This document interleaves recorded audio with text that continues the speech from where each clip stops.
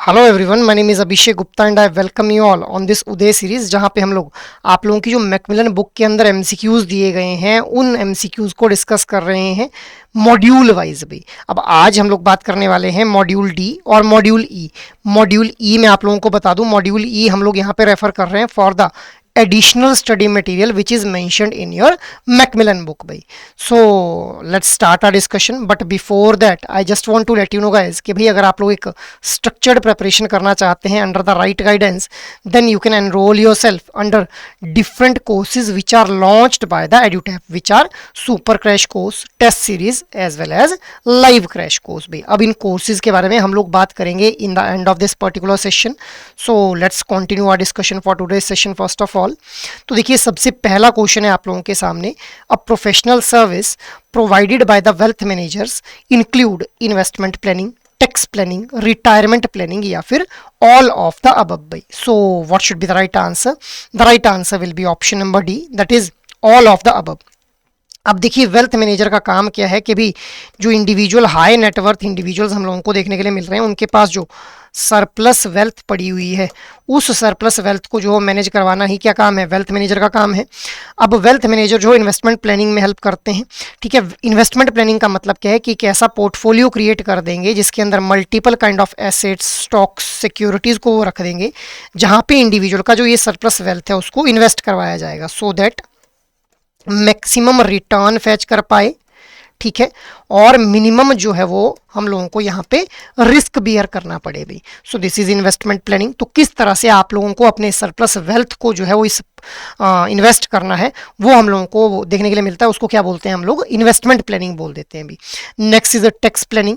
अब देखिए, जो वेल्थ मैनेजर है, वेल्थ मैनेजर के द्वारा टैक्स प्लानिंग की रिगार्डिंग भी सर्विसेज प्रोवाइड की जाती हैं। टैक्स प्लानिंग होता क्या है कि भाई हम लोग ऐसे टैक्स एफिशिएंट इन्वेस्टमेंट करें जिनके थ्रू हम लोग जो है वो टैक्स को मिनिमाइज कर पाए। टैक्स प्लानिंग का मतलब बिल्कुल भी टैक्स की चोरी करना नहीं है गाइज, ये ध्यान में रखेंगे आप लोग। टैक्स प्लानिंग का मतलब क्या है कि हम लोग टैक्स एफिशिएंट इन्वेस्टमेंट करें। जैसे हम लोग जो है अगर म्यूचुअल फंड में इन्वेस्टमेंट कर रहे हैं तो हम लोग ELSS, equity linked saving scheme के अंदर इन्वेस्टमेंट करें, under which the deduction can be claimed up to ₹1.5 lakh under section 80C guys. तो इसको हम लोग क्या बोल देंगे? टैक्स प्लानिंग बोल देंगे guys. After that next one is the retirement planning. अभी रिटायरमेंट प्लानिंग का मतलब क्या है कि एक इंडिविजुअल के पास, जिसके पास एक अच्छा खासा सरप्लस वेल्थ पड़ा हुआ है, वो किस तरह से अपने वेल्थ को जो प्लान करे सो दैट आफ्टर रिटायरमेंट वो सेम स्टैंडर्ड ऑफ लिविंग जो मेंटेन कर पाए जो अपने वो एम्प्लॉयमेंट ईयर्स के अंदर जो था वो जी रहा था भाई। So these are the services which are provided by the wealth manager. So that is why option D will be the right one here. After that, next question is, as per the provisions of Income Tax Act 1961, any long term capital gains arising from the transfer of any capital asset would be exempt from the tax under section 54EC of the act if the entire capital gain realized is invested within dash month of the date of transfer in eligible bonds भी। तो income tax act 1961 के according अगर हम लोगों को long term capital gain arise होता है और उस लॉन्ग टर्म कैपिटल गेन को हम लोग जो इन्वेस्ट कर देते हैं into specific bonds within how many months, तो हम लोग जो एग्जम्पशन क्लेम कर पाएंगे under section 54EC, 6 month, 9 month, 1 year या फिर 3 years भाई। So what should be the right answer? The right answer है will be option number A, that is 6 month.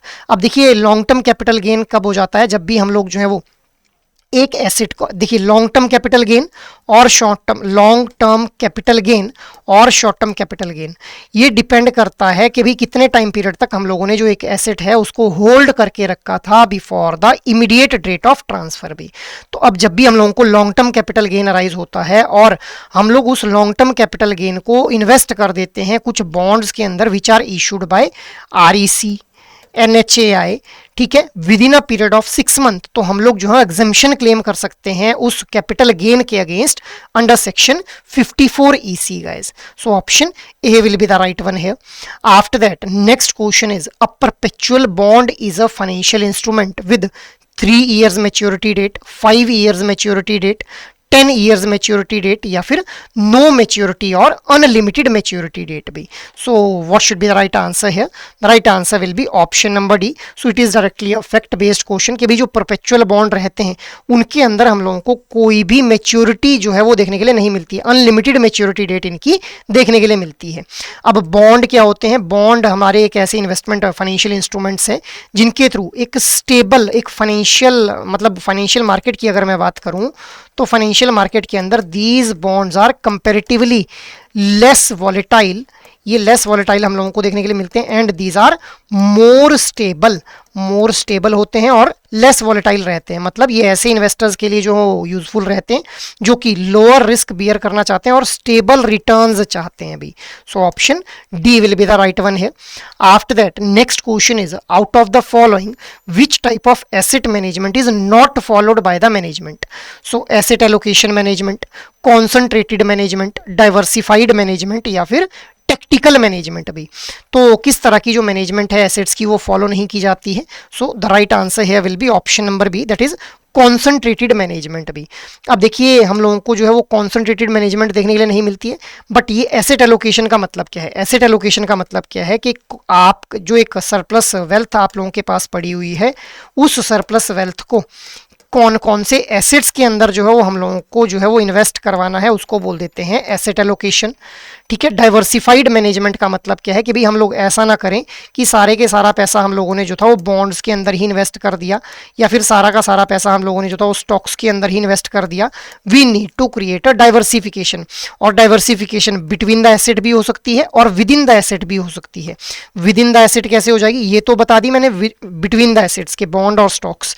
With in the asset कैसे हो जाएगी कि भाई बॉन्ड में ही अगर इन्वेस्टमेंट कर रहे हैं तो convertible bonds, government bonds, sovereign gold bond, अलग अलग तरह के बॉन्ड्स में इन्वेस्टमेंट कर दी. डाइवर्सिफिकेशन हम लोगों ने कर दी. Third one is the tactical management. Tactical management का मतलब क्या है कि भाई कब हम लोगों को अपना जो पोर्टफोलियो है उसमें से अपने कौन से एसेट को हम लोगों को रिमूव करना है और कौन से एसेट को पोर्टफोलियो का पार्ट बनाना है. So this becomes the part of tactical management guys. So these are the three elements with respect to the asset management. ठीक है. in case of portfolio management services, portfolio management services के हम लोगों को ये तीन elements यहाँ पे देखने के लिए मिलते हैं. कॉन्सेंट्रेटेड मैनेजमेंट नहीं होती है अभी, अदर डाइवर्सिफाइड मैनेजमेंट हम लोगों को, क्योंकि कॉन्सेंट्रेटेड अगर मैनेजमेंट करेंगे तो हमारा रिस्क फैक्टर जो है एनहांस हो जाएगा फिर उससे. After that which of the following is not the element of investment? Investment के हम लोगों को कुछ एलिमेंट्स देखने के लिए मिलते हैं, इनमें से कौन सा नहीं है? illiquidity, return, safety और risk भी. So what should be the right answer? The right answer will be option number A, that is illiquidity. तो चार एलिमेंट हम लोगों को देखने के लिए मिलते हैं. कौन कौन से हैं? Risk, return, liquidity. ठीक है. रिस्क, रिटर्न, लिक्विडिटी और हम लोगों को जो है वो सेफ्टी हमारा एक एलिमेंट देखने के लिए मिलता है गाइस. अब देखिए रिटर्न का मतलब क्या है कि जो हम लोगों ने इन्वेस्टमेंट की वहां से हम लोगों को जो है वो जो इनकम जनरेट कर पाएंगे हम लोग उसको रिटर्न बोल देंगे. बट इनकम अगर हम लोगों को देखने के लिए जो इनकम जनरेट होनी थी अगर वो नहीं हो पा रही है, मतलब जैसे हम लोगों को रेंट की पेमेंट आनी थी अपने टेनेंट से, अगर वो नहीं आ पा रही है तो there is irregularity in the income which is to be received from the investment. तो उसको हम लोग क्या बोल देंगे? रिस्क बोल देंगे. जो इरेगुलरिटी हम लोगों को इनकम में देखने के लिए मिलेगी. लिक्विडिटी क्या हो जाएगी कि भाई जब भी हम लोगों को जरूरत पड़े तब हम लोग जो अपनी इन्वेस्टमेंट है उसको यूज कर पाएं और अपनी फाइनेंशियल नीड को फुलफिल कर पाएं. सेफ्टी जो एलिमेंट है वो क्या बोलता है? सेफ्टी का मतलब क्या है कि भाई हम लोगों ने जो ओरिजिनल अमाउंट इन्वेस्ट किया था on the maturity at least we should be able to recover that original principal amount भी. So these are the four elements of investment. After that, next question is full service investment bank offers the following services. Your options are underwriting, merger and acquisition, equity research या फिर all of the above भी. तो एक जो full service investment bank होता है उसके द्वारा क्या कुछ सर्विसेज प्रोवाइड की जाती हैं? So what should be the right answer? The right answer will be option number D, that is all of the above. अब देखिए भी अंडरराइटिंग का मतलब क्या है? अंडरराइटिंग का मतलब है कि जब भी अंडरराइटिंग के थ्रू जो गवर्नमेंट एंटिटीज हैं, ठीक है, या फिर जो कॉर्पोरेट एंटिटीज हैं इनके द्वारा जो है वो जब भी कैपिटल रेजिंग की जानी होती है किसी एक ऑर्गेनाइजेशन ने, तो जैसे मान लो एक कंपनी है एबीसी प्राइवेट लिमिटेड। अब इस एबीसी प्राइवेट लिमिटेड ने जो है वो कैपिटल रेज करनी है, जिसके लिए इसने कुछ अपने शेयर्स वगैरह को जो है वो लिस्ट कर दिया स्टॉक मार्केट के अंदर। अब इसके शेयर्स जो इसके शेयर्स को सेल आउट करवाने की कंप्लीट रिस्पॉन्सिबिलिटी जो है वो अगर लेनी है तो वो कौन लेगा, वो इन्वेस्टमेंट बैंक लेगा गाइस। तो उसको बोलते हैं अंडरराइटिंग की सर्विस प्रोवाइड करना। After that merger and acquisition.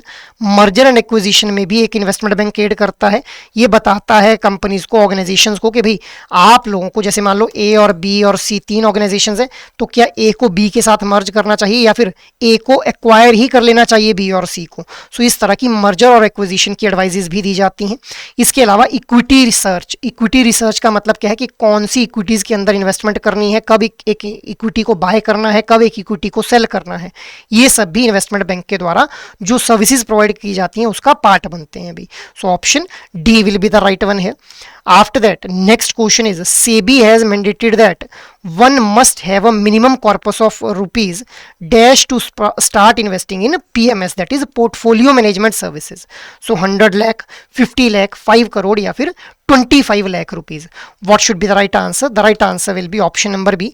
तो 50 लाख रुपए जो है वो मिनिमम कॉर्पस चाहिए अगर आप लोगों ने पोर्टफोलियो मैनेजमेंट सर्विसेज के अंदर इन्वेस्टमेंट करनी है as per the directions of SEBI.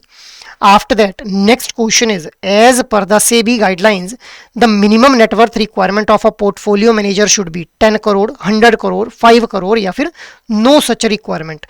तो जो पोर्टफोलियो मैनेजर है who will be responsible for managing your portfolio, उसकी जो है मिनिमम नेटवर्थ कितनी होनी चाहिए?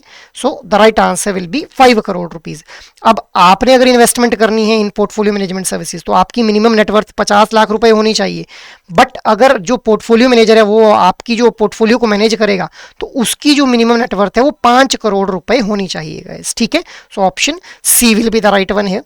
After that, in the new tax regime the exemption limit for super senior citizen of 80 years and above for the financial year 2021-22 is 5 lakh rupees, 3 lakh rupees, nil या फिर 2.5 lakh rupees. So what should be the right answer here? The right answer will be option number D, that is 2.5 lakh rupees जो था वो हम लोगों को new tax regime के अंदर जो सुपर सीनियर सिटीजन्स थे उनके लिए एग्जेम्पशन लिमिट जो थी वो देखने के लिए मिलती थी for the financial year 2021-22 guys, because this question is being taken from your Macmillan book itself, क्योंकि उस टाइम के ऊपर हम लोगों को 2021-22 के फाइनेंशियल ईयर के रिगार्डिंग ही क्वेश्चन यहाँ पे फ्रेम किया गया है guys. Now this limit has been changed भाई, तो नई लिमिट्स को आप लोगों ने ध्यान में रखना है। After that, next question is rebate under section 87A of the income tax act helps the taxpayer to reduce their tax to nil if the total income after deduction under chapter 6A does not exceed 5 lakh rupees in a financial year. This provision is applicable in new tax regime only, old tax regime only, both A and B या फिर no such provision भी। तो section 87A जो है income tax act का वो tax payers की जो टैक्स लाइबिलिटी है उसको निल करने में हेल्प करता है अगर उनकी जो इनकम है आफ्टर डिडक्शन वो एक्सीड करती है from a particular amount in a particular financial year guys, ठीक है। तो क्या ये जो प्रोविजन है ये हम लोगों को न्यू टैक्स रिजीम में देखने के लिए मिलता है, ओल्ड टैक्स रिजीम में या फिर दोनों टैक्स रिजीम के अंदर देखने के लिए मिलता है guys? So the right answer will B कि भाई चाहे वो न्यू टैक्स रिजीम है चाहे वो ओल्ड टैक्स रिजीम है, दोनों में ही हम लोगों को जो ये फीचर है ये देखने के लिए मिलता है guys. After that, next question is, if a person with higher income invest more in the tax saving schemes, एक इंडिविजुअल है जिसकी एक अच्छी खासी इनकम है वो ज़्यादा से ज़्यादा टैक्स सेविंग स्कीम्स के अंदर जो है इन्वेस्ट करता है। So out of the following which option is better from the tax saving point of view? So tax saving अगर वो करना चाहता है तो कौन सा ऑप्शन जो है बेटर है? New tax regime, old tax regime, दोनों में से कोई भी, या फिर टैक्स आउट को जो है वो सेम रहेगा ओल्ड और न्यू टैक्स रिजीम के अंदर? So the right answer will be option number B, that is old tax regime. अब देखिए ओल्ड टैक्स रिजीम के अंदर हम लोगों को जो ज़्यादा टैक्स सेविंग की ऑप्शंस प्रोवाइड की जाती हैं in comparison to the new tax regime. क्यों है ऐसा? क्योंकि न्यू टैक्स रिजीम के अंदर ऑलरेडी जो टैक्स रेट है वो हम लोगों को कम देखने के लिए मिलता है, तो वहाँ पे बहुत ही लिमिटेड हम लोगों को जो टैक्स सेविंग की ऑप्शंस देखने के लिए मिलती हैं guys. So option B will be the right one है। Next is para banking refers to distribution of life insurance policies, distribution of non life insurance policies, distribution of mutual fund schemes only या फिर all of the above? So the right answer will be option number D, para banking का मतलब क्या है, जहां पे bank जो है वो एक एजेंट की तरह एक्ट कर रहा है, bank is not directly participating into the risk here भाई। तो उसको हम लोग क्या बोल देंगे, उन सारी एक्टिविटीज को, उन सारे प्रोडक्ट और सर्विसेज को जब बैंक जो है वो सेल आउट करेगा तो those banking services will be referred as para banking services and those products will be referred as para banking products भी, जहां पे बैंक जो है एक एजेंट की तरह काम कर रहा है गाइस, ठीक है। So option D will be the right one है। After that banks distribute the following type of products in life and non-life insurance business such as regular premium individual policies, single premium individual policies, group insurance policies and all of the above भाई। So bank के द्वारा जो life and non life insurance business को undertake किया जाता है वहां पे किस तरह के प्रोडक्ट जो है ऑफर किए जाते हैं। सो द राइट आंसर है will be option number D कि भाई रेगुलर प्रीमियम इंडिविजुअल पॉलिसीज, मतलब एक इंडिविजुअल रेगुलरली प्रीमियम दे रहा है, हर महीने हर साल प्रीमियम दे रहा है, उस तरह के प्रोडक्ट्स भी ऑफर किए जाते हैं। सिंगल प्रीमियम इंडिविजुअल पॉलिसी, जहां पे एक ही बार उसको एक लमसम अमाउंट जो है वो देना है। इसके अलावा ग्रुप इंश्योरेंस पॉलिसीज भी हमारा पार्ट बनते हैं जो कि बैंक्स के द्वारा डिस्ट्रीब्यूट किए जाते हैं in case of life and non life insurance business भी। So option D will be the right one है। After that as a corporate agent bank can distribute the products of one life insurer, one non life insurer, stand alone health insurance company या फिर all of the above. तो अगर एक bank corporate agent की तरह काम करता है, जब वहां पे वो पैरा बैंकिंग प्रोडक्ट्स को डिस्ट्रीब्यूट कर रहा है, तो the bank can distribute the products of one life insurer, non life insurer और एक स्टैंड हेल्थ इंश्योरेंस कंपनीज के प्रोडक्ट्स को या फिर all of the above. So the right answer will be option number D कि भी तीनों ही हमारे यहाँ पे बिल्कुल सही हो जाते हैं। तो एक बैंक जब भी कॉर्पोरेट एजेंट की तरह का एक्ट करेगा तो एक लाइफ इंश्योरर का life bank can distribute the product of one life insurer, insurer मतलब जो इंश्योरेंस प्रोवाइड की जा रही है जिस कंपनी की तरफ, तो एक लाइफ इंश्योरेंस, एक नॉन लाइफ इंश्योरेंस और एक stand alone health insurance company के बिहाफ पे जो इंश्योरेंस प्रोडक्ट है उसको ऑफर किया जा सकता है एक बैंक के द्वारा, जब भी बैंक एक कॉर्पोरेट एजेंट की तरह एक्ट कर रहा होगा अभी। After that the maximum number of mutual fund that can be distributed by the bank as a corporate agent is 1, 2, 5 या फिर अनलिमिटेड। तो देखिए भाई right answer will be unlimited, क्योंकि म्यूचुअल फंड के ऊपर कोई भी हम लोगों को रिस्ट्रिक्शन नहीं देखने के लिए मिलती है। An multiple number of mutual funds can be offered by the bank, distributed by the bank to the customer. अब ये म्यूचुअल फंड होता क्या है भाई, तो देखिए म्यूचुअल फंड के थ्रू मल्टीपल जो स्मॉल इन्वेस्टर्स हैं उनकी इन्वेस्टमेंट को, ठीक है, उनकी मल्टीपल स्मॉल इन्वेस्टर्स की इन्वेस्टमेंट को पूल करके हम लोग जो है वो बहुत बड़ी बड़ी ऑर्गेनाइजेशंस के अलग अलग स्टॉक्स, बॉन्ड्स या फिर मल्टीपल काइंड ऑफ एसेट्स के अंदर जो है इन्वेस्ट करवा देते हैं और बदले में ये जो स्मॉल इन्वेस्टर्स हैं इनको यूनिट्स अलॉट कर दी जाती हैं with respect to their investment. जितनी उन्होंने इन्वेस्टमेंट कर रखी होगी उसी अकॉर्डिंग उनको फिर यूनिट्स अलॉट कर दी जाएंगी और बैंक के ऊपर कोई रिस्ट्रिक्शन नहीं है कि कितने म्यूचुअल फंड्स को जो है वो डिस्ट्रीब्यूट कर सकते हैं भी। So option D will be the right one है। After that which of the following is not the salient features of mutual fund.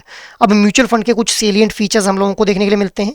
So your options are professional management, diversification, complexity या फिर liquidity. What should be the right answer? The right answer will be option number C, that is complexity.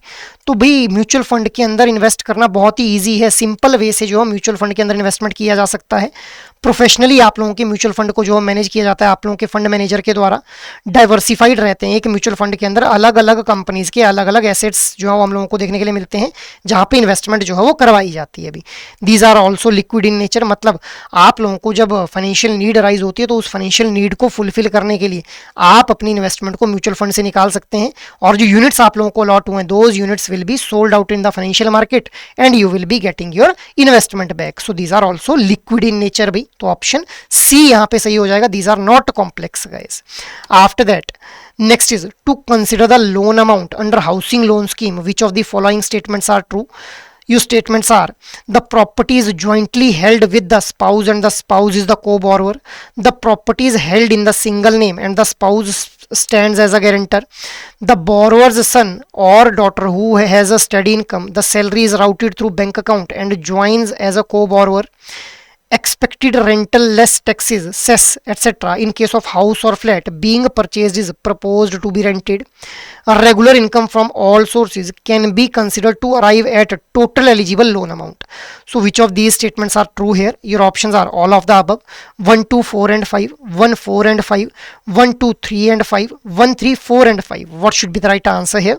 The right answer will be option number A, that is all of the above. तो पांचों की पांचों ये statement जो बिल्कुल सही देखने के लिए मिल रही हैं with respect to the housing loan scheme bhai.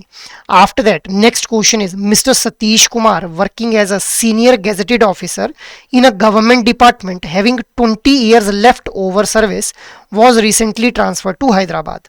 He approached a branch and requested that he is in pursuit of a good house or apartment in Hyderabad for immediate purchase, and he requires in principal section whether the bank accedes to his request. अगर करना चाहिए तो is it valid for how many months be? So your options are no, the bank cannot accede to such request. Yes, it is valid for 1 month. Yes, it is valid for 3 months. Yes, it is valid for 6 months. So the right answer will be option number C. अब देखिए यहाँ पे जो question है उसके अंदर in principle sanction की बात की गई है गाइज. इन प्रिंसिपल सैंक्शन हम लोगों को देखने के लिए मिलता है from the bank and for those individual जिनकी एक स्टेबल इनकम हम लोगों को देखने के लिए मिल रही है, एक अच्छी क्रेडिट हिस्ट्री जिनकी देखने के लिए मिल रही है, तो उनको एक अमाउंट जो है बता दिया जाता है कि भाई इतने अमाउंट के लोन के लिए आप लोग जो है एलिजिबल हैं. अब जैसे मान लो ये जो मिस्टर सतीश कुमार हैं ये घर लेना चाहते हैं, तो अब इनको बोल दिया बैंक ने इन प्रिंसिपल अप्रूवल या फिर प्री अप्रूव्ड लोन इनको दे दिया कि भाई 20 लाख रुपए तक का जो इन प्रिंसिपल अमाउंट हम आपको दे पाएंगे. अब इनके पास जो 20 लाख तक के अमाउंट की ऑप्शन आ गई. अब ये जो है नेगोशिएट कर पाएंगे कि भाई मुझे जो किस तरह के घर को सिलेक्ट करना है, कहाँ पे मैं देखूँ, 20 लाख के अराउंड अबाउट ही मैं घर देखूंगा अब. ठीक है, so this is in principle sanction. तो बिल्कुल, और ये ऑप्शन उन्हीं को प्रोवाइड की जाती है जिनकी एक स्टेबल हम लोगों को क्रेडिट हिस्ट्री या फिर एक स्टेबल इनकम देखने के लिए मिलती है. So because Satish Kumar is a senior gazetted officer in government department, so yes the bank can accede to his request. अब इसका जो ड्यूरेशन है वो 3 महीने का हम लोगों को देखने के लिए मिलता है गाइज. 3 महीने क्यों दिए जाते हैं यहाँ पे? सो दैट 3 महीने के अंदर अंदर जो है वो डिसाइड कर पाए कि भाई कौन सी प्रॉपर्टी जो है उसको परचेज करनी है for his house guys. So option C will be the right one है. Next is state whether the following statement is true और false. So if the house property is bought purely from an investment angle expecting appreciation of the value over a period, the loan should be considered as risky and dealt with differently by tightening the norms relating to margin, security and guarantee. So अगर एक house property जो है वो investment purpose के लिए purchase की जाने वाली है तो वहाँ पे बैंक को जो है वो मार्जिन मतलब डाउन पेमेंट, सिक्योरिटी और जो गारंटी, ये सब जो नॉर्म्स हैं इनको काफ़ी जो है वो सिंसियरली जो है वो व्यू करना पड़ेगा, क्योंकि ये लोन जो है वो ज़्यादा रिस्की हो सकता है because it is from an investment angle. तो बिल्कुल सही ये स्टेटमेंट है. This statement is absolutely true. Investment angle से अगर कोई हाउस प्रॉपर्टी बाय की जा रही है that is more risky in comparison to the residential purpose से अगर कोई प्रॉपर्टी बाय की जाती है अभी. So this statement is the true one here. After that, registration of charges with CERSAI in case of housing loan should mandatorily be made online within how many days of creation of equitable mortgage. So equitable mortgage जब create की जाती है तो equitable mortgage को create करने के बाद कितने दिनों के अंदर अंदर जो रजिस्ट्रेशन के चार्जेस हैं वो सरसई के ऊपर रजिस्टर करने पड़ेंगे हम लोग, मतलब सरसई के साथ में जो रजिस्ट्रेशन करनी पड़ेगी उस इक्विटेबल मॉर्टगेज की. ठीक है, with in 30 days, 45 days, 90 days या फिर 4 मंथ्स भी. सो the right answer will be option number A, that is 30 days के अंदर अंदर जो सरसई के ऊपर हम लोगों को फिर रजिस्ट्रेशन करवानी पड़ेगी जो हम लोगों ने इक्विटेबल मॉर्टगेज क्रिएट कर रखी है. अब ये इक्विटेबल मॉर्टगेज क्या होता है? देखिए, 2 टर्म्स हैं, मॉर्टगेज और हमारी इक्विटेबल मॉर्टगेज. मॉर्टगेज क्या हो जाएगी? जैसे मान लो मैंने घर लिया, घर लेने के लिए मुझे जो लोन की रिक्वायरमेंट थी, अब मुझे जो घर लेना था उस घर को लेने के लिए मुझे कुछ ना कुछ सिक्योरिटी जो था वो प्रोवाइड करनी पड़नी थी बैंक को. मैंने क्या किया, मैंने एक एग्रीमेंट बनाया. उस एग्रीमेंट में मैंने लिख दिया कि अगर मैं डिफॉल्ट करता हूँ इस लोन की रीपेमेंट करने से तो बैंक जो है इस घर को जो है टेक ओवर कर सकता है. इसको बोल देते हैं mortgage.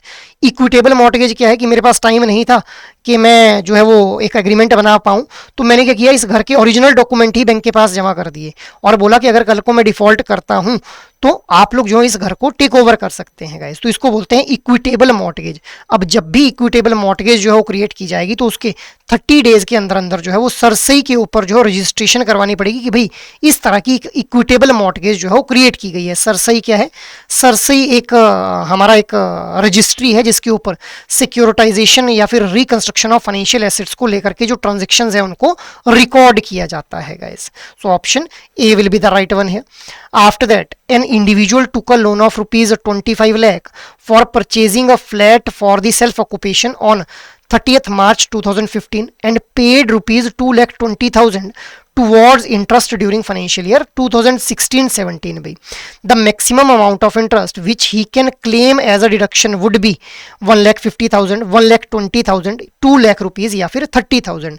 So the right answer will be option number C, that is 2 lakh rupees तक की जो maximum deduction है वो claim की जा सकती है on the interest amount which is paid by the individual in case of self occupation purpose house guys. ठीक है, so maximum 2 लाख रुपए तक की डिडक्शन क्लेम की जा सकती है. It is directly a fact based question.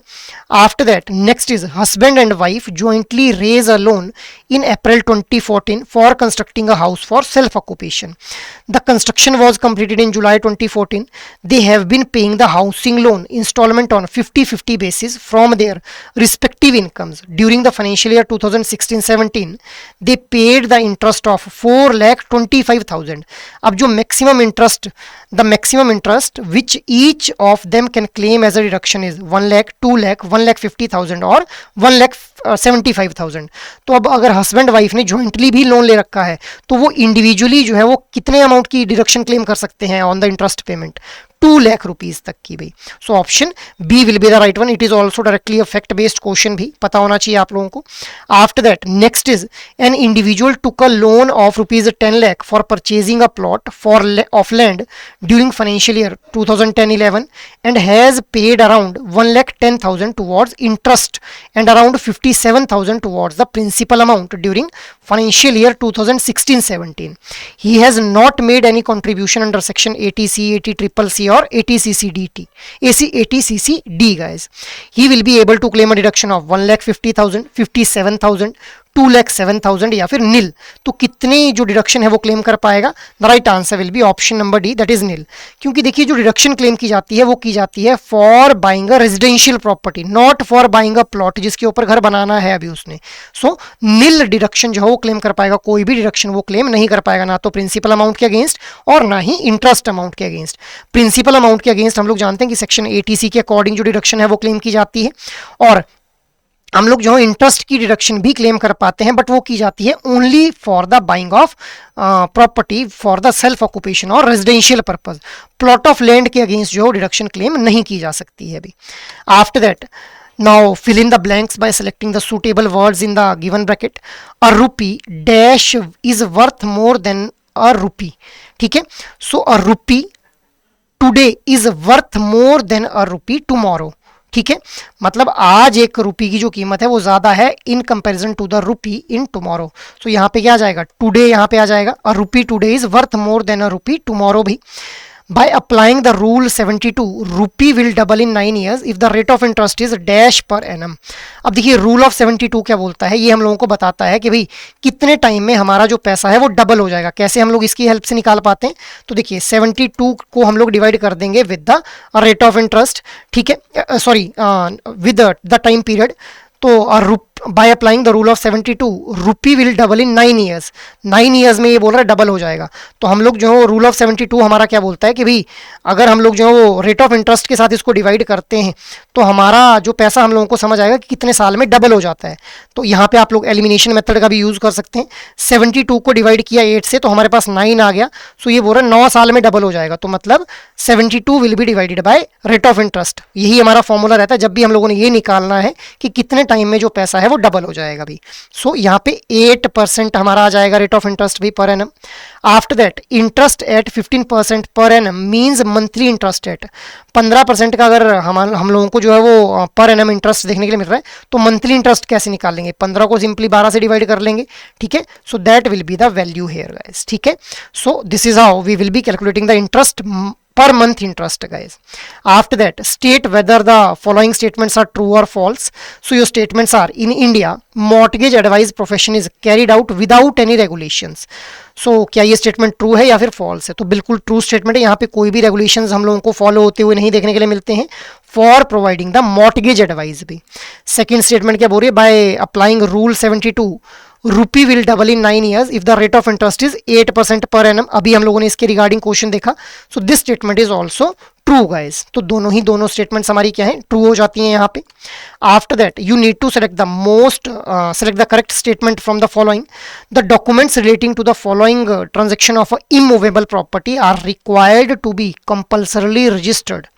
मतलब अगर हम लोग इमूवेबल प्रॉपर्टी के रिगार्डिंग जो है वो किसी भी तरह की ट्रांजेक्शन करते हैं तो कौन कौन से डॉक्यूमेंट्स की जो है कंपल्सरली हम लोगों को जो है वो रजिस्ट्रेशन करवानी पड़ेगी। अगर इमूवेबल प्रॉपर्टी को गिफ्ट किया जाता है तो क्या रजिस्ट्रेशन करवानी पड़ेगी। अगर लीज पे दिया जाता है फॉर मोर देन 1 ईयर तो क्या रजिस्ट्रेशन करवानी पड़ेगी। अगर हम लोग जो है एक instrument which create any right in an immovable property of a value for more than 100 रुपी तो क्या उस केस में भी हम लोगों को जो है रजिस्ट्रेशन करवानी पड़ेगी compulsorily. So what will be the right answer, 1 only, 1 and 2 only, all of the above या फिर नन ऑफ द अबव। भाई what should be the right answer, the right answer will be all of the above. तो तीनों ही cases के अंदर हम लोगों को जो डॉक्यूमेंट्स हैं उनकी कंपलसरी रजिस्ट्रेशन जो है करवानी पड़ती है गाइज। जब भी इमूवेबल प्रॉपर्टी को गिफ्ट किया जाएगा या फिर इमूवेबल प्रॉपर्टी को लीज के ऊपर दिया जाएगा 1 साल से ज़्यादा पीरियड के लिए, या फिर हम लोग जो है वो एक इमूवेबल प्रॉपर्टी के अंदर एक राइट क्रिएट कर देंगे और उस इमूवेबल प्रॉपर्टी की जो वैल्यू है अगर हम लोगों को 100 रुपये से ज़्यादा देखने के लिए मिलती है गाइज, ठीक है। तो तीनों ही सिनेरियोज के अंदर कंपल्सरी रजिस्ट्रेशन जो है डॉक्यूमेंट्स की करवानी पड़ती है अभी।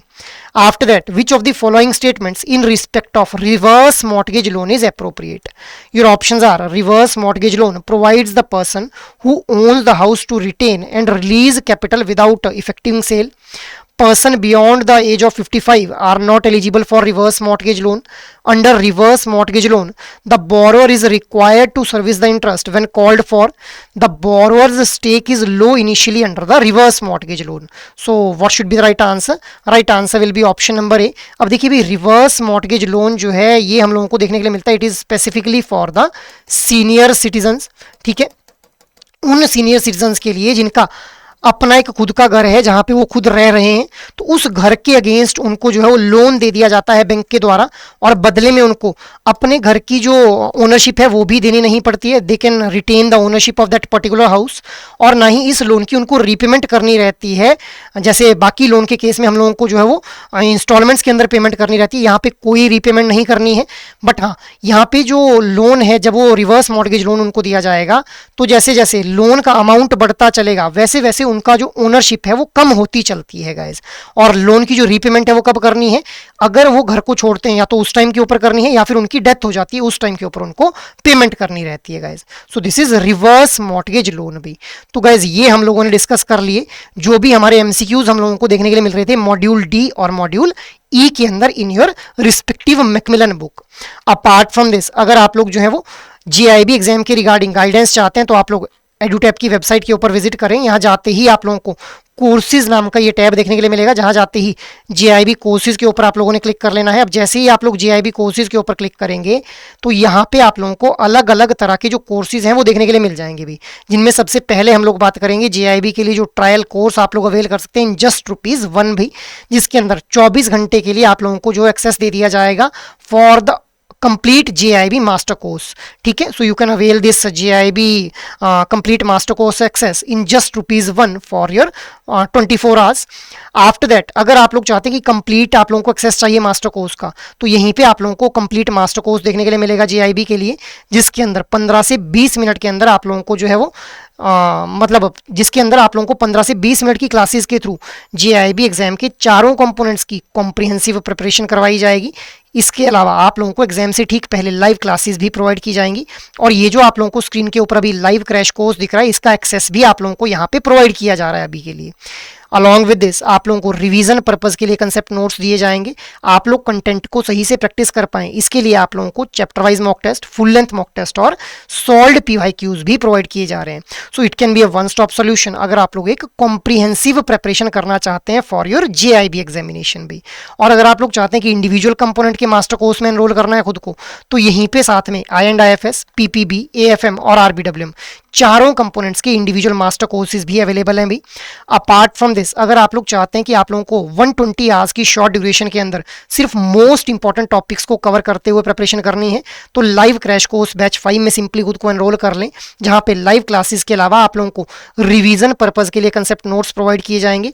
आप लोग कंटेंट को सही से प्रैक्टिस कर पाएं इसके लिए आप लोगों को solved PYQs, chapter wise mock test और फुल लेंथ मॉक टेस्ट भी प्रोवाइड किए जाएंगे भी। So you can opt for this particular course अगर आप लोग 120 आवर्स की ड्यूरेशन के अंदर चारों कंपोनेंट की जो मोस्ट इंपॉर्टेंट टॉपिक्स हैं उनको कवर करना चाहते हैं, और अगर आप लोग 120 आवर्स भी स्पेयर नहीं करना चाहते, आप लोग चाहते हैं कि सिर्फ 60 घंटे में सारे इंपॉर्टेंट टॉपिक कवर करवा दिए जाएं, तो सिंपली सुपर क्रैश कोर्स में खुद को एनरोल कर लें, जहां पे लाइव क्लासेस के थ्रू जस्ट इन 60 आवर्स आप लोगों को मोस्ट इंपॉर्टेंट टॉपिक्स कवर करवाए जाएंगे चारों कंपोनेंट्स के लिए। इसके अलावा आप लोगों को रिवीजन पर्पज के लिए कंसेप्ट नोट्स प्रोवाइड किए जाएंगे, आप लोग कंटेंट को प्रैक्टिस सही से कर पाएं उसके लिए chapter wise mock test, full length mock test और सॉल्व्ड पीवाईक्यूज भी प्रोवाइड किए जाएंगे भी। So you can opt for this course as well. और अगर आप लोगों को लगता है कि आप लोगों की प्रिपरेशन तो कंप्लीट है, अब आप लोगों को सिर्फ अपनी इवैल्यूएशन करनी है, तो आप लोग जो है टेस्ट सीरीज में खुद को एनरोल कर लें, जहां पे आप लोगों को solved PYQs right from May 2023 to November 2025, full length mock test और चैप्टर वाइज मॉक टेस्ट जो है वो प्रोवाइड किए जा रहे हैं अभी। So you can opt for any of these particular courses depending upon your need for JIB preparation. So that is all from my side for this particular session. I hope ये session आप लोगों के लिए काफी fruitful रहेंगे। So thank you very much guys, thank you.